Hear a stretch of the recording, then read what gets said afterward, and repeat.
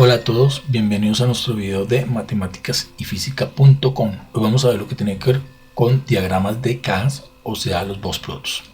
En sí, que es un diagrama de caja y bigotes, que también es conocido como box plots, ¿no? Es una herramienta gráfica que se utiliza para resumir la distribución de un conjunto de datos numéricos. Es una forma rápida y fácil de visualizar la mediana, los cuartiles, los valores atípicos y la asimetría de los datos. Entonces veamos acá lo que es otra definición de lo que son las gráficas estadísticas, que son herramientas visuales que permiten representar datos numéricos de forma clara y concisa. Aprovecho para decirles que ya en un video relacionado con este tema de las gráficas estadísticas definimos lo que eran los diagramas de caja y bigotes para que de pronto puedan complementar esta información. Pero en sí, que es un diagrama de caja y bigotes, o también conocido como un box plots.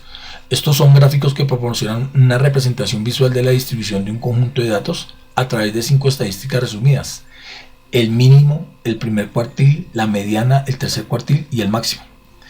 En esencia, lo que hablamos cuando hablamos de una caja de bigotes, lo que realmente estamos identificando son medidas de posición, que en estadística son herramientas utilizadas para describir la distribución de datos en un conjunto de observaciones. Estas medidas proporcionan información sobre la ubicación relativa de los datos dentro de un conjunto, lo que ayuda a entender la dispersión y la forma de distribución, tal y como aparece en este momento en la pantalla. Esto es lo que nosotros conocemos como diagrama de caja y bigotes. Cuando nosotros hablamos del diagrama de caja y bigotes, hablamos de que existen 5 estadísticas resumidas, que son el mínimo, el máximo y los cuartiles. ¿Pero qué es un cuartil? En estadística, un cuartil es un valor que divide un conjunto de datos ordenados en 4 partes iguales. Estos cuartiles dividen la distribución de los datos en 3 puntos, cada uno representando el 25% o un cuarto de los datos cuando se ordenan de menor a mayor. Veremos ahorita un problema para entender mejor esta información, pero sin embargo esta es una representación gráfica de lo que para nosotros nos representa una caja de bigotes, o lo que normalmente se conoce como un box plots. Veamos acá un ejemplo que está relacionado con este tema. Dice aquí las puntuaciones en una evaluación de desempeño. Entonces, supongamos que estás analizando las puntuaciones obtenidas por los empleados en una evaluación de desempeño trimestral en una empresa, y tenemos los siguientes datos. Lo primero que debemos hacer nosotros es ordenar los datos, así que inicialmente observamos cuál es el menor dato, y aquí observamos que el menor dato es el 78. Entonces, a medida que vamos ubicando los datos de acuerdo a menor a mayor. Después sigue el 82, después sigue el 85, pero vamos a agilizar el proceso y lo que vamos a hacer es dar de una vez los datos ordenados. Pero eso es lo primero que nosotros hicimos: ordenar los datos. Después de haber ordenado los datos, lo que debemos buscar es el menor, o lo que nosotros llamamos aquí las estadísticas resumidas, que son 5. ¿Cuál? El mínimo, el primer cuartil, la mediana, el tercer cuartil y el máximo. Inicialmente vamos a empezar por el mínimo, que sería el menor número que existe. Después de haber ordenado los datos, el menor número que aparece acá, entonces en este caso es el 78. De igual manera vamos a hallar cuál, el mayor número, en este caso el máximo, que vendría a ser 95. Si nosotros observamos, vamos a contar la cantidad de datos que tenemos. Tenemos 2, 4, 6, 8, 10, 12, 14, 16, 18, 20, 21 datos, que deben corresponder exactamente a los mismos de arriba. 2, 4, 6, 8, 10, 12, 14, 16, 18, 20, 21 datos. Perfecto. Como sabemos que existen 21 datos y es un número impar de datos, entonces podemos hallar lo que nosotros conocemos como la mediana.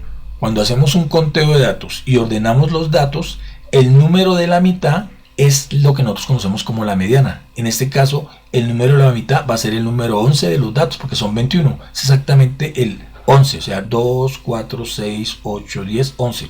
O sea que el 87 es lo que nosotros conocemos como mi mediana o mi segundo cuartil, porque también coincide con este valor.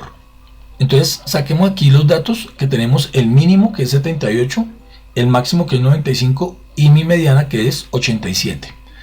Ordenémoslo de otra manera como para entenderlo mejor, teniendo en cuenta esta tabla de puntuación, que se puede decir que ya es, habiendo ordenado todos los datos, podemos sacar este tipo de tablas que nos da una mayor información.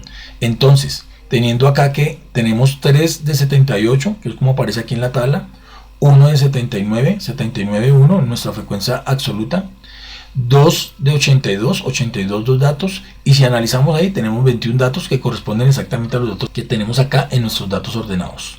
Esta tabla de frecuencia absoluta me representa la cantidad de números que tenemos de esta puntuación de desempeño. Previamente habíamos hablado de cómo hallar la mediana, o lo que nosotros llamamos nuestro segundo cuartil, pero ¿cómo calculamos esa mediana analíticamente? En esta la hicimos por observación, simplemente porque coincidíamos de que los datos eran impares. Sabemos que cuando son pares lo que hacemos es que sumamos los dos datos de la mitad y el promedio de los dos nos da la mediana, ¿no?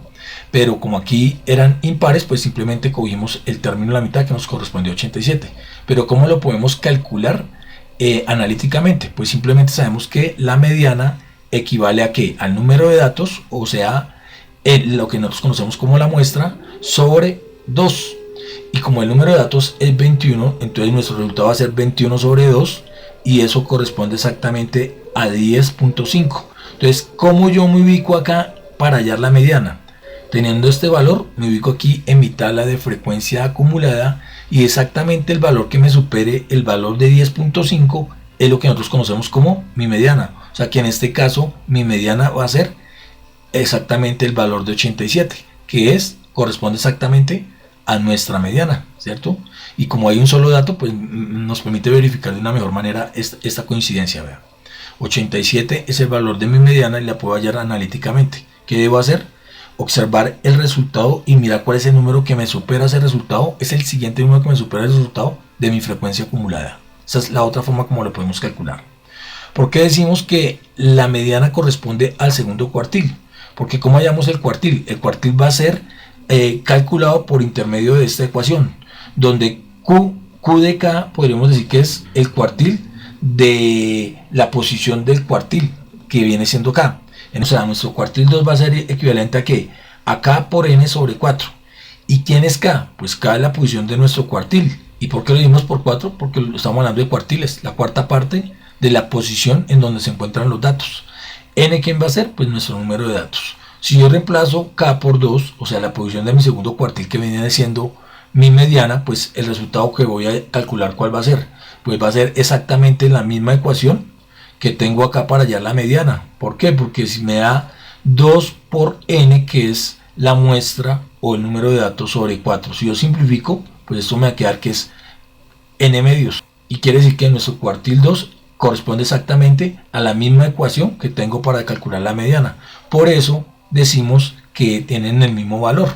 Ahora, ¿cómo podríamos calcular los otros valores? Identifiquemos acá que podemos calcular nuestro cuartil 2 y nuestro cuartil 3, que una forma de calcularlo, sabiendo que estos son impares, digamos, por observación podríamos identificar el número de la mitad que existe entre 78 y 87, que si exactamente hay 5, el número de la mitad va a ser el sexto, o sea que va a ser nuestro número 82. Ahí va a quedar mi cuartil 1. Y si hacemos lo mismo para los números que hay del 87 al 95, exactamente hay 11 números. El número que queda en la mitad es el 90 y ahí va a quedar mi cuartil 3. Entonces esta es la forma como podemos hacerlo por observación, siendo estos números impares, ¿no? Pero para hacerlo analíticamente, pues ya sabemos que nuestro cuartil 1 dijimos que era 82 y nuestro cuartil 3 es 90. O sea que haciéndolo analíticamente, ¿cómo quedaría? Pues aplicamos la misma ecuación anterior, donde K va a ser 1. Entonces me va a quedar que 1 por N, que es el número de la muestra, pues va a ser 1 por 21 sobre 4, que es 21 sobre 4, que eso es aproximadamente 5.25. Y al igual que en el anterior caso, lo que yo debo mirar acá es el dato de la frecuencia acumulada en donde se me supere este dato. Entonces, si yo observo acá, el dato que me supera ese dato es 82. Mi cuartil 1 va a tomar el valor de 82, que es exactamente el valor que tenemos acá, donde me representa el valor de mi cuartil 1. De la misma manera podemos hacer el cuartil 3, ¿cierto? Pero entonces aquí, ¿por qué es cuartil 3 y por qué sobre 4? Porque estamos dividiendo la cantidad de datos en 4 partes iguales y por eso hablamos de cuartiles. Tomamos el tercer cuartil por el número de datos, en este caso 3 por 21. Y 3 por 21 es 63. Y si 63 lo divido entre 4, eso me da que es 15.75. Esta es la forma como yo calculo cualquiera de mis cuartiles. Y de igual manera, debemos hallar aquí en mi frecuencia de datos el valor que me supera los 15.75. En este caso sería el valor de 16 acá, o sea que el valor de mi cuartil 3 es de 90, tal y como aparece acá. Entonces podemos decir que de esta forma analíticamente podemos hallar nuestros cuartiles. Bueno, aquí es importante tener en cuenta que estas medidas que encontramos acá, que son realmente medidas de posición, pues en estadística son herramientas que se utilizan para describir la distribución de datos en un conjunto de observaciones. Realmente estas medidas nos van a proporcionar información sobre la ubicación relativa de los datos dentro de un conjunto, específicamente dentro de nuestra caja de bigotes, porque nos va a ayudar a entender la expresión y la forma como se distribuyen los datos. Podemos decir también que las medidas de posición son herramientas estadísticas que nos van a permitir dividir un conjunto de datos en grupos con un mismo número de individuos. Estas medidas son útiles porque nos permiten organizar y resumir el conjunto de datos y nos van a ayudar a comprender la distribución de los datos y a identificar valores centrales y valores atípicos. También nos van a permitir comparar diferentes conjuntos de datos, nos van a permitir identificar y diferenciar entre la distribución de los datos de diferentes grupos o poblaciones. Veamos acá a continuación de qué forma nosotros podemos realizar nuestro diagrama de caja y bigotes. La recomendación es la siguiente. Lo que vamos a hacer inicialmente es ubicar estos valores que nos encontramos acá. Entonces vamos desde el 78 hasta el 95. Entonces lo que hacemos es una línea en donde vamos a ubicar cada uno de esos valores.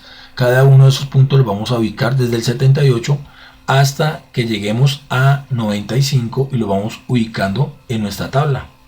De tal manera que nos queden, digamos, nuestros puntos ubicados inicialmente. A continuación, ¿qué vamos a hacer? Pues vamos a ubicar nuestro mínimo. El mínimo lo tenemos acá, entonces lo vamos a ubicar, nuestro mínimo. De igual manera, ubicamos nuestro número 95. Entonces, estos datos nos van a permitir calcular que tanto el mínimo como el máximo en cada uno de estos puntos, ¿cierto? Este va a ser nuestro máximo y este va a ser nuestro mínimo. Y vamos a ubicar adicionalmente, si nosotros observamos, cada dos cuadros nos representa una unidad. Entonces tenemos 78, 79, 80, 81, 82, 83, 84, así hasta 96. Entre 94 y 96 tenemos el 95, que son los datos que hemos ubicado. Adicional a eso, vamos a hallar nuestros cuartiles. El cuartil 1 queda en el 82, o sea que vamos a ubicar nuestro cuartil 1 aquí en el 82, con una línea mucho más pequeña que la anterior. Y también vamos a ubicar nuestro cuartil 3, que queda aquí ubicado en el 90. Adicional a eso, pues vamos a ubicar nuestra mediana o cuartil 2, que queda aquí en 87. Entonces aquí ubicamos estos tres puntos y lo que vamos a hacer a continuación es como trazar estas líneas que hace que me forme como una especie de caja, ¿cierto? Eso es lo que nosotros nos vamos a trazar, la cajita que se nos formó acá. Adicional a eso, pues trazamos la línea que nos divide acá, que es la mediana o nuestro segundo cuartil, y ubicamos lo que nosotros conocemos como nuestros bigotes, nuestro bigote inferior y nuestro bigote superior. En estos bigotes es que se ubican algunos de los valores atípicos. Entonces ahora ubiquemos dónde queda nuestro cuartil 1, nuestro cuartil 3 y nuestra mediana. Ahora sí podemos decir que cada una de estas longitudes nos representa un 25% de nuestros datos. Si nosotros observamos, está el 100% de nuestros datos, que corresponde de 78 a 95, lo tenemos representado en estas tablas, habiendo encontrado que el cuartil 1, nuestro cuartil 2 o mediana y nuestro cuartil 3, que es donde más se ubican los datos, donde los datos tienen mayor representatividad. Lo que podemos decir aquí es que en nuestro cuartil 1, este es como el valor que deja atrás un 25% de los datos cuando se ordenan de menor a mayor, que también se conoce como el percentil 25 o el cuartil inferior. ¿Por qué el percentil 25? Porque hasta aquí habría un 25% de los datos. Y cuando hablamos de percentiles, teniendo en cuenta el 100% de los datos. En otro video hablaremos más de ese concepto, del percentil 25. Encontramos adicionalmente lo que se llama nuestro segundo cuartil, o lo que nosotros también llamamos la mediana, que lo que podemos decir acá es que deja el 50% de los datos atrás. O al contrario, encontramos un 50% de los datos más adelante en nuestra mediana, una vez tengamos los datos ordenados. Este segundo cuartil o mediana también representa nuestro percentil 50, como si hubiéramos dividido, vuelvo a lo mismo, es como si hubiéramos dividido nuestros datos en 100, pues esa sería la 50 parte y se conoce con el nombre de percentil 50. Más adelante, como lo acabo de decir, vamos a analizar mejor lo que tiene que ver con este tema. Está relacionado simplemente con medidas de posición relativa. Y de igual manera también tenemos nuestro tercer cuartil, que lo que nos dice es que deja un 75% atrás de los datos y se conoce también como nuestro percentil 75 o lo que nosotros conocemos como nuestro cuartil superior, ¿sí? Cuando nosotros hablamos de los diferentes tipos de medida, encontramos lo siguiente, que podemos hablar de que dividimos estos datos en, ya lo dijimos ahorita, en cuartiles, los podemos dividir en deciles, o sea, en 10 partes iguales, o incluso en percentiles, que es que se divide este conjunto de datos en 100 partes iguales. Más adelante veremos ese tema en nuestras medidas de posición relativa. Quiero que nos remontemos a este cuadro. Ya existe en nuestro canal varios videos sobre gráficas estadísticas y lo que tiene que ver con la distribución de datos agrupados. De ahí salen este tipo de cuadros. Anteriormente a este cuadro teníamos la ubicación de nuestros puntos de forma puntual. Aquí la tenemos en forma de intervalo. Otra cosita que es importante analizar acá de las cajas es que la información que me brinda desde el cuartil 1 al cuartil 3 es que ahí se encuentra la mayor parte de los datos. ¿De qué? De la evaluación de desempeño que se le realizó a los empleados de esta empresa, ¿no? Entonces, en este rango es que se encuentran la mayor parte de los datos de esa evaluación. O sea, a las personas a las que se les hizo la evaluación se encuentran en un buen rango de 82 a 90. Ahí se encuentra la mayor parte de las personas. Encontramos un mínimo rango entre 78 y 80 y un 25% de las personas que superan la evaluación de desempeño por encima de los 90 puntos. Bueno, veamos acá qué otro análisis le podemos o qué otras medidas podemos hacerle a este tipo de gráficas de diagramas de cajas y bigotes o box plots. Otra medida que podemos hacer es teniendo en cuenta todo esto que nosotros llamamos el recorrido, o sea, la mayor distancia que encontramos acá. Ese recorrido, ¿cómo lo hallamos? Pues restándole al máximo el mínimo. Cuando nosotros le restamos a esta, digamos, medida máxima, la medida mínima, pues encontramos lo que es nuestro recorrido. Ese recorrido para este punto pues es de 17 puntos, ¿no? De 95 a 78 hay 17 puntos. Y también podemos calcular lo que nosotros conocemos acá como la medida de este rango que vendría a ser nuestro recorrido intercuartílico. Ese recorrido intercuartílico siempre se calcula como Q3 menos Q1, que es el puntaje en donde más se concentra la información. Al hacer esta medida es básica, porque nos va a permitir identificar ese tamaño de porcentaje en donde más se encuentra concentrada la población, en este caso las personas que fueron evaluadas con un desempeño entre 82 y 90.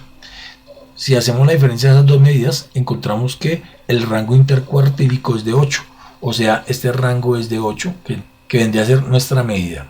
Y podemos encontrar también algunos de los valores atípicos que encontramos acá. De hecho, los valores realmente atípicos son los que van por debajo del 78 y por encima del 96 para nuestro ejercicio. Sin embargo, aquí encontramos algunos valores atípicos que podemos calcular su rango, pues restando simplemente a Q1 el mínimo. Y ahí encontraríamos este rango inferior que es de 82 menos 78, o sea, en un rango inferior de 4. Y podemos también calcular nuestro rango superior, que vendría a ser igual a ¿qué?